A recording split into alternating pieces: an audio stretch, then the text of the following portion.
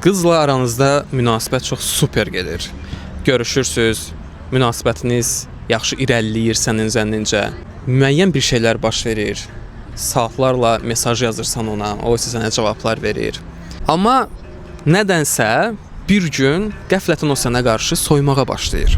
Onun özündən soruşursan, sorğu-suala tutursan və ya hansısa daha təcrübəli saydığın dostlarından məsləhət almağa başlayırsan və onlar da sənə məsləhət verir və daha da qızı uzaqlaşdırırlar səndən. Və sən düşünürsən ki, bunun mənə ilgisi var idisə, nə oldu birdən-birə belə ilgisi soyudu. Sənin zənnincə bu ilgi ömrü boyu davam etməli idi. Çünki aranızda bu qədər xatirələr var. Aranızda bu qədər yaşanmışlar var və aranızda bu qədər yaxşı ünsiyyət var idi. Sırf təcrübəsiz kişilərin anlamadığı da budur ki, qadının cəlb olması statik deyil.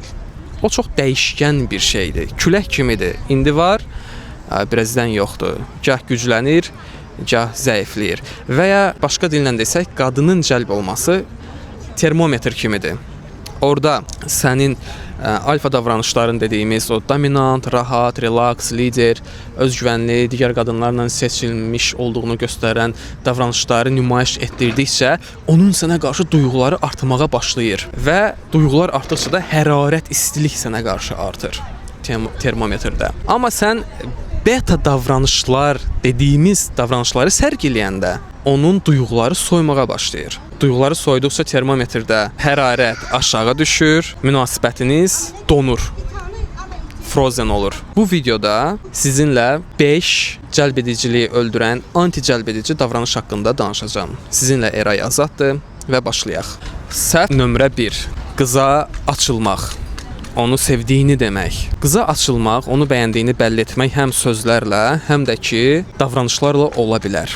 Məsələn, sən onu görəndə bədən dilin onun tərəfinə əyilir, həyəcanlanırsan, bir növ gözlərində belə sevinç hissi formalaşır, bir növ gözlərin onu bəyəndiyini göstərirsən və bu niyə səhvdir? Gəlin sizə izah edeyim. Burada bir çox altında yatan kritik səbəblər var. Birinci səbəb odur ki, bütün insanlar, kişilər və qadınlar avtomatik hərəkətlər etməyə proqramlaşdırılıb. Bir növ sürü psixologiyası. O da uşaqlıqdan beynimizə yazılan proqramlar var. Onların sayəsindədir. Onlar buna səbəbdir, yəni. Nə baş verir? Sənin uşaqlıqdan beyninə fikir formalaşıb ki, serialların vasitəsilə, mahnıların vasitəsilə ki, qızı gördün, dərhal ona açılmalısan. Bu sənin avtomatik refleksindir. Qadınlara da eyni proqramlar yazılır, amma tamam fərqli. Qadınlara isə proqram yazılır ki, ehtiyatlı ol, kişilərə birbaşa hə cavabı vermə, hətta onu bəyənsən belə məntiqi olaraq onu sınaqdan keçir və s. bariyerlər olmuş proqramlar var onların beynində. İndi burada nə baş verir? Sən öz belə beta proqramı ilə yaxınlaşıb bəlli eləyəndə ki, ay mən səni bəyənirəm, ona söz göndərəndə, ona etiraf edəndə, o da avtomatik başqa bir proqram işə düşür onun beynində, yox demək. O da sənə avtomatik yox deyir. Hətta belə bir test eləyə bilərsən, çıx çölə və ya mesaj olaraq götür 50 dənə qıza yaz ki, salam tanış olmaq olar, xanım. Təbii ki, cavab almayacaqsan və ya yox cavab alacaqsan. Çünki avtomatik buna proqramlanıb. Bu bir minusdur. İkinci minus odur ki, sən seçimlərinin çox az olduğunu, möhtac olduğunu göstərirsən və təbii ki, qadın da bunu şuuraltı olaraq o da bunu anlayır. Və sənin də statusun avtomatik burada düşür. Bu digər səbəbdir. Bundan əlavə səbəb də sənin dəyərini aşağı salan, temperaturu aşağı salan səbəb odur ki, sən sosial bacarıqsızlıq göstərirsən. Sən göstərirsən ki, sən durumu hiss edə bilmirsən. Sən göstərirsən ki, sən əslində situasiyaların necə işlədiyini anlamırsan və təcrübən çox azdır. Və bu da onu səndən uzaqlaşdırır. Dediyim kimi, təcrübəli kişi tam əksinə gedir. Təcrübəli kişi ilk öncə alfa sayılacaq davranışları nümayiş etdirir, ünsiyyət yaradır, onunla ünsiyyəti formalaşdırır addım-addım və hərarəti addım-addım özünə qarşı artırır, yüksəldir. Hərarət yüksəldikdən sonra zaten qadının sənə qarşı marağı artacaq və o özü ilgi işarəsi göstərməyə başlayacaq. O ilgi işarəsi göstərəndən sonra bir növ sənin qarmağına keçəcək. Artıq o qarmaqda olandan da sonra sən rahat şəkildə onu test eləyəcəksən, dəyərləndirmə proseslərindən keçirəcəksən və testlərin nəticəsi olaraq onu həqiqətən də bəyənsən, aranızdakı olan münasibəti bir növ rəsmiləşdirəcəksən. Buna biz oyunda dəyərləndirmə prosesi deyirik. Bu ayrıca bir fazadır və çox önəmli bir fazadır. Cəlb etmədən sonra gəlir. Bu kimi strukturdakı detalları professional şəkildə qapalı qrupda öyrədirəm. Oradan daha detallı öyrənə bilərsiniz. Onu bəyəndiyini bəlli etmə. Bu çox beta, zəif davranışdır və ilgisi var idisə avtomatik sönəcək, yaxudsa daha da minusa gedəcək. Yalnız və yalnız ilgini sən ona o zaman verə bilərsən ki, o qarmağa keçsin, sənə cəlb olsun və ondan sonra bəlli eləyə bilərsən. İkinci səhv isə bu daha çox verbal ünsiyyət zamanı baş verir və bu çoxlu sual verməkdir. Yəqin ki, özünüz də görmüsünüz və ya başınıza gəlib, oğlan qızla danışır və ard-arda suallar verir, sanki anket doldurur. Hətta qızlar özləri belə deyirlər ki, sən anket doldurursan, yəni nə qədər sual vermək olar. Niyə bu səhvdir və niyə bu hərarəti aşağı salır? Gəlin izah edeyim. Birinci, sən çoxlu sual verəndə insana onun məntiqi beyni aktivləşir. O başlayır analiz etməyə və suala cavab vermək üçün məntiqi bir cavablar axtarır. Məntiq isə duyğulara tam zidd bir şeydir. Məntiq olan bir yerdə duyğu sönməyə başlayır. Duyğu olan bir yerdə məntiq sönməyə başlayır. Bu səbəbdən sualları ünsiyyət zamanı çalış ki, ümumiyyətlə sual verməyəsən. Hətta mən təlimlərdə və s. belə bir qayda verirəm tələbələrə ki, ünsiyyətin ilk 10 dəqiqəsində ümumiyyətlə sual vermək olmaz. Hətta öz praktikamdan deyim, məni çox nadirən sual verərkən görərsiniz. Yəni sual oyunda kişinin cəlbediciliyini aşağı salacaq ən böyük və ən gizli vasitələrdən, detallardan biridir. Bunu çox adam anlamır. Digər səbəb isə odur ki, sən sual verəndə ünsiyyət bacarıqlarının zəif olduğunu göstərirsən. Plus, sən sual verəndə dəyər enerji ötürmürsən. Qarşı tərəfdən qoparmağa çalışırsan. Bu isə sənin resursunun çatışmazlığını göstərir. Bu səbəbdən sual verməyi saxla. Sual vermək əvəzinə fərziyyələr, təxminlər yürüt. Məsələn, sual vermək istəyirsən ki, bu misalda, yəni qeyb təkrarlamayın, sadəcə misal olaraq sizə deyirəm, indi ağlıma gəldi. Sual vermək istəyirsən ki, neçə yaşın var? Bu sualı fərziyyə olaraq ver. Denən ki, düşünürəm ki, sənin 20 yaşın təzəlikcə tamam olub, sanki ad günündən indi çıxıb gəlmisən.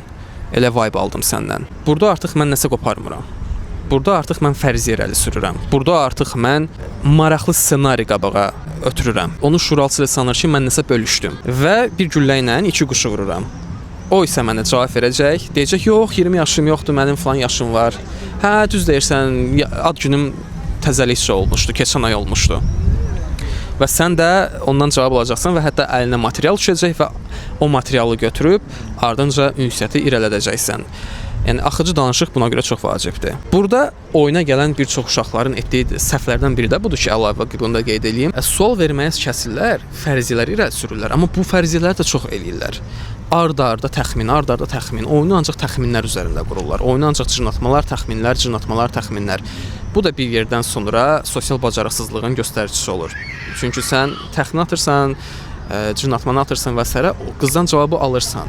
Bunun da məqsədi zaten o cavabı almaq, o cavabı götürüb irələtmək idi. Onun üzərinə axıcı improvizasiya, danışıq qurmaq idi. Sən bunu eləmirsən və ard-arda yenə də təxminlər atdıqca onun beynini yenə də çox yükləyirsən və beta kateqoriyaya düşürsən və onun hərarətini söndürürsən, özünə qarşı filtrləri oyadırsan. O düşünməyə başlayır ki, nə qədər sual vermək olar və ya nə qədər təxmin atmaq olar. Yəni bu texnikanı da belə doğru məqamlarda istifadə etmək lazımdır. Üçüncü səhv isə məntiqi izahlarla danışmaqdır. Bunu bu videonu izləyən hər kəs eləyib. Buna 100% əminəm. Qızla məntiqi münasibətinizi aydınlaşdırmaq, məntiqi faktlarla danışmaq. Mən filankəs, filan yaşım var, filan yerdə işləyirəm, bla bla bla bla bla. Quru məlumat, CV. Ancaq rəqəmlərlə ölçülə biləcək məlumat ötürürlər. Bu isə həm sıxıcıdır, həm yenə də məntiqi oyadır, duyğuları aşağı salır. Bildiyiniz ensiklopediya kimi danışırlar. Ümumiyyətlə sən cəlbedici olmaq istəyirsənsə, qəti şəkildə çox bu məntiqi faktlara əsaslanaraq danışmalı deyilsən. Sizə bir dənə belə misal çəkim. Məsələn, təsəvvür edin ki, divara bir rəsm asılıb. Bu rəsmə siz nə qədər baxa bilərsiniz? Uzağa heç 1 saat diqqətlə durub baxa bilməyəcəksiniz. 5-10 dəqiqədən sonra ürəyiniz sıxılacaq. Hər hansısa bir seriala və ya filmə 2 saat oturub baxa bilirsiniz. Niyə? Çünki orada hərəkət var. Orada məntiqi faktlar vermir sənə. Orada sənə emosiyalar verir. Orada sənə hərəkət verir. Sən danışanda quru faktlara, statik məlumatlara əsaslanmalı deyilsən. Davranışlara əsaslanmalısan. Təbii ki, bunu daha detallı şəkildə kreativ ünsiyyət podkastı var qapalı qrupda, orada izah eləyirəm. Amma bunu yadda saxla ki, ünsiyyət quranda və mesaj yazanda bax gör sən yazdığın mesaj faktlardır Yəni bu ensiklopedik dildir. Bax gör bu rəqəmlərlə ölçülə biləcək bir şeydir. Bax gör bu informasiya ötürür. Əgər eləsə deməli bu beta kateqoriyaya düşəcək. Bir çox uşaq da yəni konsultasiya gələndə mesajlarını analiz edirəm. Deyir hər şey yaxşı gedir. Bu niyə belə reaksiya verir? Baxıram mesajı ancaq quru faktlardır. Hə mən işdə idim bu günləri. Sən hardaydın? Hə işdə müdür bizi çağırdı. Hə heç oturduq. Müdürlə söhbət elədik. Quru informasiya ötürür. Səhv 4. Sürətli danışmaq. Bu arada videonun bu hissəsinə gəldin çatdınsa, like düyməsinə basmağı unutma. Sürətli danışmaq birinci növbədə həyəcanı göstərir. Sən həyəcanlısansa, təbii ki, sosial qorxularının olduğunu göstərirsən, ötürürsən. Ümumiyyətlə bu duyğular ötürülə bilən bir şeydir. Sən nə hiss edirsənsə, bu qarşı tərəfə ötürülür. Və sən həyəcan hiss etdikcə, o da səndən gələn o narahatlığı hiss etdiyi üçün duyğuları sönməyə başlayır, mənfiyə doğru getməyə başlayır. İkinci isə sürətli danışanda sən demək istədiyin o cümlələrin sözünün axırını yeyirsən, bəzi demək istədiyin sözləri unudursan, andan kənara çıxırsan və bu da qəribə bir situasiya yaradır.